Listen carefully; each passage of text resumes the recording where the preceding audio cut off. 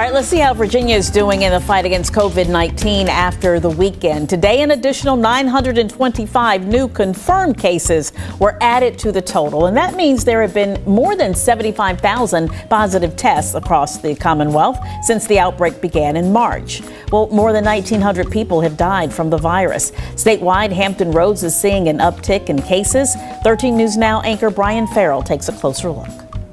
Hampton Roads is one of the hot spots in Virginia when it comes to new cases, and that's pretty clear when you look at the percentage of tests that are coming back positive. The health department calls it the positivity rate, and statewide, that number is 7.7%. The health districts that cover the 7 cities all have positivity rates that are higher than that. Some of them, including Norfolk and Portsmouth, are more than twice as high as the state's rate. The positivity rates have been rising recently. We're testing more people, but more of those people are sick with the virus. Now, in older hotspots, including Richmond and Northern Virginia, positivity rates are lower than the state average. Remember, those places reopened more slowly than we did here.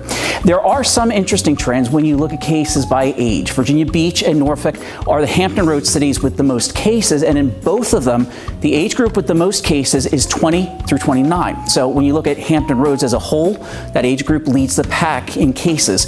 But that's not the trend for the entire state of Virginia. There are a lot of cases statewide among people in their 20s and 30s, more cases in the 40s and 50s ages statewide. And finally, let's look at race. Here in Hampton Roads, we'll check how that compares to Virginia. Locally, most of the people who've gotten sick are black. They make up more than half of our cases. Keep in mind, people don't have to report their race or their age for that matter when they get tested for the virus. White people make up about 1/3 of our cases, and Latino people make up about 1 in 10 cases locally. That's a lot different than the statewide racial breakdown. In Virginia as a whole, the Latino population makes up about 40% of cases. Black people account for 20%. White people make up about 30%. And again, people don't have to report their age when they get tested or their race. And in fact, about 15,000 people who tested positive statewide didn't disclose their race. Virginia Department of Health has all that data on its website. You'll find it in a link to our coronavirus live blog on 13newsnow.com and on our app. That's in the coronavirus section on both.